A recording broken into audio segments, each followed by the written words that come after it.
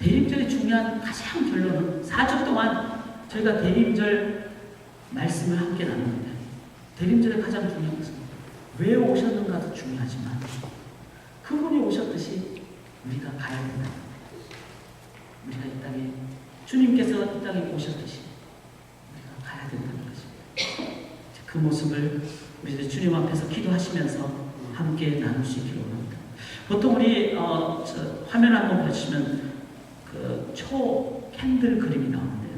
보통 대림절 하면은 예수 그리스도가 이제 가운데 초는 예수 그리스도를 의미하죠. 이 세상에 빛으로 오신 예수님. 그리고 이제 네 가지 초는 각자 하나하나의 어떤 예수님의 의미를 담고 있습니다. 성경을 볼 때 예수님에 관한 이 네 가지는 적어도 우리가 공통적으로 가질 수 있다. 그래서 오늘 첫 번째는 바로 퍼플, 보라색으로 된 예수님, 그 예수님의 의미는 바로 이 땅에 소망을 오신 분, 그분을 저희들이 오늘 함께 기다림으로 나아가기 원합니다. 1절을 한번 보시겠습니다. 오늘 보면 11장 1절을 보시면 이새 줄기에서 한 싹이 나며 그 뿌리에서 한 가지가 나서 이렇게 나옵니다. 자, 이새라는 게 뭐죠? 다윗의 아버지입니다. 근데 보통 예수님을 표현할 때 다윗의 아들 예수 그리스도의 세계다 이렇게 표현하는데 다윗은 유대인들에게는 왕이었어요. 그런데 왕의 어떤 다윗을 표현하지 않고 그 아버지 이새는 일개 농부였어요. 목자였습니다. 그런데 이새의 줄기에서 이렇게 표현한 이유는 뭘까요? 그건 당시에 가장 참혹한, 가장 어려운 상황을 얘기하죠. 이스라엘 백성들이 타락해서 바벨론 포로에 끌려가기 전에 이미 북쪽 이스라엘은 이제 멸망에 가는 그 상황, 그 절망의 상황 같은 의미로 이새의 줄기에서 우리는 생각할 때는 이제 세상은 이제 가망이 없다. 옆을 봐도 앞을 봐도 나를 봐도 가망이 없다라는 그 절망적인 상황 속에 하나님께서는 한 싹을 내시는 싹의 의미가 뭡니까? 이 싹은 보잘것없습니다. 그러나 그 싹 속에 모든 것을 다 갖고 있죠. 그게는 앞으로 일어날 가지도 있고 그게는 앞으로 맺히게 될 열매도 있고 그 열매가 또 기란이 돼서 30배, 60배, 100배 그 열매가 있고 그 열매가 퍼져서 나무가 되고 나무가 퍼져서 숲이 되고 숲이 퍼져서 온 세계를 덮는 열망으로 주의 영이 가득한 땅에 우리 바다를 덮은 같이 그런 하나님의 그 풍성함이 있는 것이 싹 하나 있다. 하나님은 그 소망으로 오시는 분이시라. 예수 그리스도는 이 땅에 유일한 소망입니다. 어제 우리가 에나바에 계신 분들은 좀 난리 났죠. 막 경기한다고. 근데 경기하는 걸 제가 보면서 저도 보고 싶었는데 조금씩 보다가 야, 나까지 이렇게 몰입하면은 이 에나바가 전부 다 뭐 여기에 이제 빠진 좀 도시 같다 이런 생각이 들어서 일부러 안 봤어요. 안 보고 차를 막 타고 가면서 일을 했어요. 왜냐하면 폭풍이 눈이잖아요. 에나바의 경기가 하면은 11만 명 있으니까 다들 하니까 그때는 차가 쌩쌩 달립니다. 그래서 에나바 어디든지 갈 수가 있어요. 막 일을 막 하는데 그래도 설계돼서 라디오를 켜고 막 듣고 그래서 이기는 걸 보면 속으로 웃으면서 그렇게 지냈는데 경기를 했죠. 우리가 경기를 해도 이겼어요. 근데 저녁에 이제 경기를 갔던 학생들을 잠깐 만나서 얘기를 들으면서 한 자매가 그런 얘기를 하더라고요. 처음으로 경기장을 갔는데 어마어마하게 많은 사람들이 노란 리본을 들고 막 하고 그러면서 자기는 즐겁기도 했지만 계속해서 4시간 동안 기도를 했다. 무슨 기도를 하면 하나님 이렇게 스포츠에 열광한 이 사람들이 주를 찬양하는 그 찬양으로 가득 찬 이 스테이지움이 되게 도와주시옵소서. 그렇게 하나님 앞에 간절히 기도를 했다는 겁니다. 사랑하는 여러분, 여기 말씀 그대로 우리 바다를 덮은 같이 여호와를 앉으시니 이 세상에 이 온 땅에 이 지역에 충만하게 되는 그것은 하나님께서 말씀하신 명령이고 하나님의 약속입니다. 우리가 하나님의 그 뜻을 깨닫고 기도하고 헌신하는 하나님께서는 그 약속을 성취시켜 주실 줄 믿습니다. 여러분, 소망은 희망과 다른 것입니다. 하나님 분명히 그 절망 속에 있는 이스라엘을 향하여 우리 바다를 덮은 같이 온 땅에 하나님의 그 나라가 충만할 것이라는 하나님의 약속을 말씀하신 것을 우리가 바라는 것은 뭐죠? 희망사항이 아닙니다. 그것은 소망입니다. 희망은 될지 안 될지 모르지만 원하는 내 것, 그래서 내 것이 안 될 수도 있고 그리고 안 될 가능성이 아주 큰 정말 희망사. 소망은 뭡니까? Hope in God. 그것은 하나님이 말씀하실 때 하나님이 역사하시는 반드시 이룩되는 것. 그것이 소망입니다. 그러므로 소망으로 나아가는 자들은 싹을 보면서 열매를, 숲을 보게 됩니다. 한 명의 기도자가 스테이지에서 4시간 동안 기도했을 때 작지만 어느 날 그 땅이, 그 지역이 찬양자로, 예배자로 가득하게 될 줄 믿습니다. 자, 이 소망으로 하나님께서는 우리가 이 땅에 선포하기를 원합니다. 2절을 보십시오. 그 싹을 이렇게 표현합니다. 그의 위에 여호와의 영, 곧 지혜와 총명의 영이요 모략과 재능의 영이요 지식과 여호와를 경외하는 영이 강림하시니. 자, 이세 줄기에서 한 싹이 났다는 것은 뭐죠? 이 땅에 왔다는 거예요.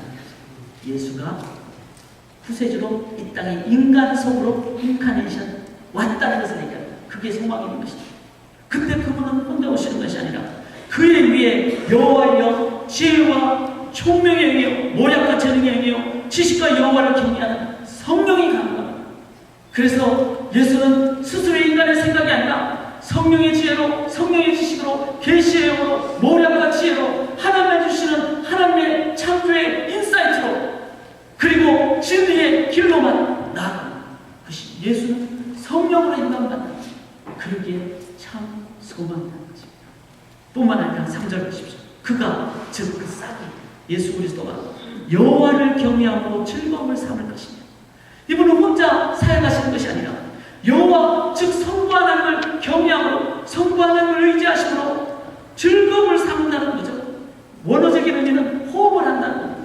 여러분, 산소를 우리가 공급받고 시원한 공기를 공급받으면 막 시원해지듯이, 새롭게 되듯이 예수 그리스도는 여호와를 경외함으로, 여호와 하나님으로 호흡함으로 날마다의 삶에서 신선함으로, 생명력으로 인도함을 받는, 즉 예수가 싹으로 오셨을 뿐만 아니라 성령을 인도받을 뿐만 아니라 성부 하나님의 인도함을 받는, 여기에는 삼위일체 하나님의 역사가 있다는 것입니다. 그래서 소망이라는 겁니다. 그 하나님은 하늘만 계신 분이 아니라 이 땅에 오시고 여호와의 주권과 섭리로, 그래서 우리들이 길이 막힐 때는 아 그래 하나님 지금 일하실 때다. 막히면 무릎 꿇고, 막히면 기도하고, 막히면 머물러 서 있고, 왜 함부로 우리가 먼저 가는 것이 아니라, 말씀드렸듯이 로마를 바울이 가려고 했는데 여러 번 말고자 했지만 막혔을 때 바울은 뭐 했습니까? 아유 사역 끝났다 이게 아니라 가보자 해서 막히면은 그래 몸으로 못 가면은 기도로 가지, 성령으로 인도받지. 그래서 로마서를 쓰게 됐다는 겁니다. 그 결과 16장의 로마서를 쓰므로 로마 사람들뿐만 아니라 바울은 전 역사 속에 2000년 교회 사이에 주의 복음을 선포하는 그 자가 됐습니다. 사랑하는 여러분, 하나님 막으시면 무릎 꿇으세요. 하나님 막으시면 하나님을 구하세요. 하나님이 또 다른 길로, 더 하나님이 주시는 하나님의 길로 인도해 주실 줄 믿습니다. 그게 삼위일체 하나님을 믿는 신앙입니다. 삼위일체 하나님은 이 땅에 오실 뿐만 아니라 주권과 섭리로, 뿐만 아니라 지혜로, 계시로, 우리에게 모략으로, 하나님의 지식으로, 그래서 삼위일체 총체적인 하나님이 인도하시기 때문에 그 하나님 믿고 하나님으로 인도받는 자들이 이 세상에 속할 때는 뭡니까? 그게 참 소망이라는 것입니다. 소망을 삼위일체 하나님과 인도하신 바람으로 이 세상에 선포하시는 여러분들 되시기를 바랍니다. 4절 보십시오. 4절 보시면은 공의로 가난한 자를 심판하며 정직으로 세상에 겸손한 자를 판단할 것입니다. 자, 이분이 심판을 하신다. 심판의 의미가 어떤 거죠? 저희가 SKS를 계속 보고 있어요. SKS를 매일 묵상으로, 매일 성경을 보고 있는데 1장부터 16장까지 참 목회자가 매일 새벽만 다 쉽지 않더라고요. 왜? 계속 심판을 얘기해요. 한 번 하면 또 얘기하고 또 얘기하고. 그런데 16장 어느 절을 보니까 갑자기 내가 더 이상 너희를 심판하지 않아요. 심판이 딱 끝납니다. 그때 제가 어떤 마음이 들었을까요? 조금 두렵더라고요. 마치 엄마가 막 계속 잔소리하면 지겹고 힘들고 막 고통스럽다가 어느 날 갑자기 엄마가 잔소리를 딱 멈췄어요. 어떻죠? 진짜 두려운 거예요. 아, 드디어 나를 그랬구나. 나를 포기했구나. 그런 마음이 들더라고요. 주님께서 이제 심판 안 하겠다 이렇게 말씀하시는 거예요. 사람 여러분, 만약에 심판을 계속하겠다 했을 때 끊임없이 심판하겠다 말만 하면 뭐죠? 그 심판이 없는 거예요. 계속 야단만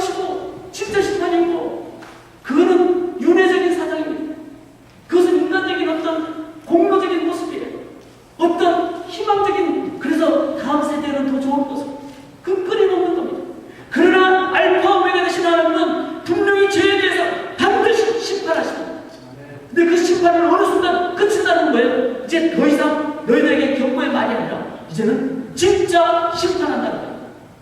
요새 뭐 종결자는 얘기 많은데 심판의 종결자는 예수 그리스도. 여러분이 예수 그리스도를 온전히 믿지 않으면 심판을 아직도 여러분이 온전히 이해하지 못하는 심판의 끝은 뭡니까? 그것은 회복이고 그것은 심판을 통해서 하나님께서는 완전히 결론 해결하시겠다는 뜻입니다. 그래서 에스겔서 16장 끝에 가면은 내가 너에게 세운 영원한 언약을 내가 새롭게 하리니 이렇게 나옵니다. 그게 뭐죠? 예수 그리스도를 통한 세운 예수는 심판의 종결자이기 때문에 심판을 통해서 예수님만이 해결, 구원받는 그 길을 인도해 주시는 그분. 그래서 예수 안에 있을 때 내 죄가 완전히 내가 죄인이라는 것을 철저하게 인정하는 심판의 극에 달하고 뿐만 아니라 그 극에 달한 내 모습이 예수님 외에는 내가 의지할 분이 없습니다. 주님 외에는 내가 의지할 분이 없습니다. 주님 도와주세요라고 할 때만이 그 예수는 인격적으로 내가 예수를 만나게 되고 그 예수를 의지하게 되고 예수님의 이름을 불러갈 때 그냥 부르는 것이 아니라 간절히 부를 수밖에 없고 주님만 붙잡고 의지하게 그럴 때 그것이 영원한 언약으로 들어가는 길이라는 것입니다. 사랑하는 여러분, 예수는 그 심판을 마무리하시는 분, 그리고 구원으로 하나님을 인도하시는 분.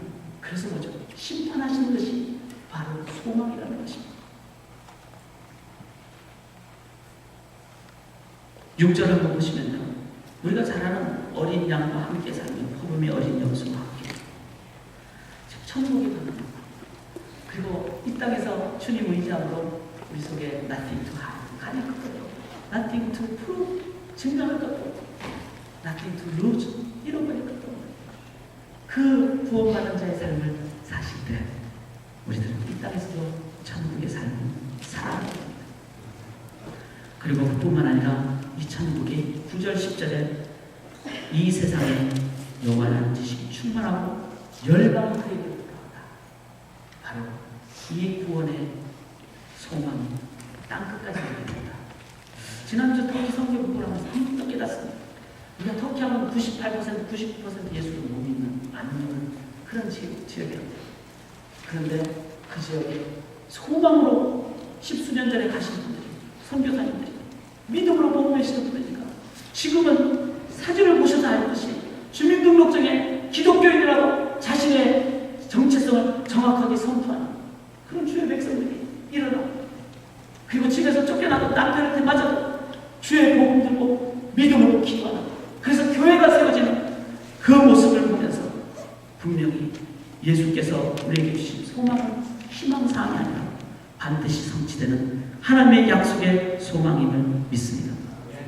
이 소망은, 희망이 아닌 이 소망은 이사야는 지금 아수르에게 멸망한 유대 사람을 향하여, 북쪽 이스라엘 사람을 향하여, 바벨론이 곧 멸망할 유대인들을 향하여 이사야는 선포합니다.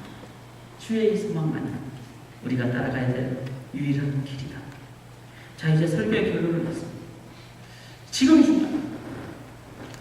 이 소망은 예수를 믿는 우리들이 가슴에 품고 있는 것입니다. 그리고 지금 우리들은 이사야와 동일한 암울한 시대에 살고 있습니다. 이 땅에 경제적으로, 정치적으로, 종교적으로, 이념적으로 너무나 많은 어려움이 있는 이 시대를 우리가 살고 있습니다. 주님의 재림을 알고 있는 우리들이 가져야 될 유일한 자세가 뭡니까? 바로 희망이 아니라 소망을 이 세상에 이사야처럼 선포하는 것입니다. 이것은 다른 것이 아니라 예수만이 유일한 소망이라는 것을 우리가 선포해야 된다는 것입니다. 저는 80년대 대학을 다녔어요. 암울한 시대에 살았죠. 그래서 최루탄 냄새를 많이 맡으면서 학교를 다닐 수밖에 없었어요. 학교 가보니까 어느 날 담이 무너져. 또 학교 가보니까 우리 어머님이 사준 그 좋은 자전거로 대열에 휩쓸려가지고 사라져버려요. 그런 시대에 살았습니다.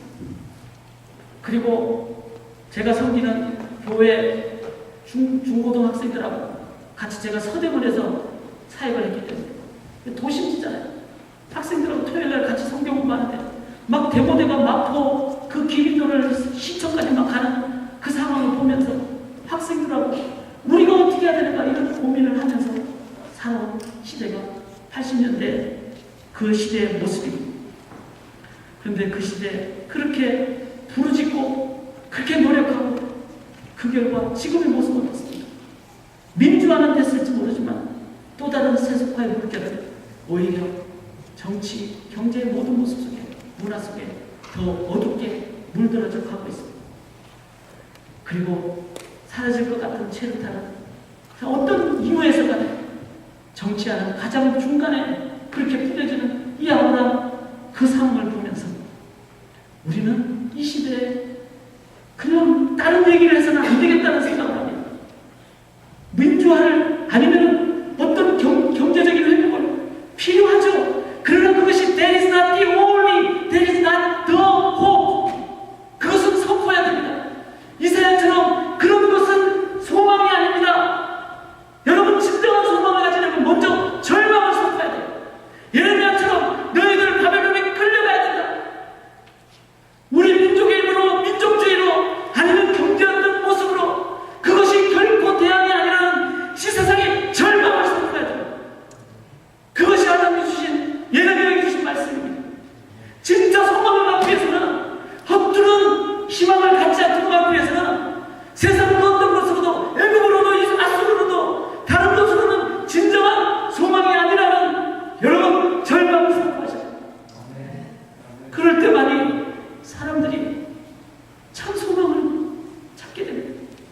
그렇지 않으면 앞으로 10년, 20년은 여전히 냄새나는 가슴 미어지는 상황들이 곳곳에서 벌어질 수밖에 없음을 생각할 때 이 시대에 우리가 가져야 될 앞으로 주님 오실 때까지 가져야 될 우리의 자세는 바른 소망, 그것은 삼일체 하나님, 그것은 참 심판, 그리고 온전한 회복, 온전한 구원, 십자가로 이세의 줄기, 가장 열악한 곳으로 그렇지만 싹으로 오신, 그래서 그분은 오셨어요. 성령으로 오시고 지금도 우리와 함께 하시고 우리를 위해서 죽으시고 죄인 가운데 오시고 그분은 nothing to hide, 어떤 자도 가리지 않고 죄인 속으로 오신, 나에게 오신, 그리고 죽으신, 그리고 소망 가운데 죽으심으로 능력으로 부활하신 그분 외에는 소망이 없습니다. 그분을 의지하는 기도자가 되시기를 바랍니다. 그분의 길을 따르는 제자들이 되시기 바랍니다. 그분만을 여러분의 몸으로 선포하는, 내가 아무리 힘들어도 십자가의 길만 걸어가겠다는 여러분들의 십자가의 길로 걸어가는 헌신이 몸으로 보여질 때만이 이 세상에 진정한 소망을 보여주는 참다운 대림절의 의미가 될 줄 믿습니다. 함께 기도하도록 하겠습니다. 이사야가 예수 그리스도만을 선포했듯이 다시 오실 주님을 기다립니다. 기대하고 기도하고 기다립니다. 그리고 액티브하게 웨이링하기를 원합니다. 우리의 몸으로 입술로 삶으로 허튼 희망이 아니라 허튼 사람들의 일시적인, 그가 결국은 또 다른 악을 낳는 그런 희망이 아니라 하나님 진정한 해결, 유일한 해결은 십자가 예수 그리스도, 삼일체 하나님, 죄를 정결하시고 그리고 구원을 완성하시고 천국을 이루시고 예수만 의지하겠습니다. 기도자가 되겠습니다. 십자가의 길만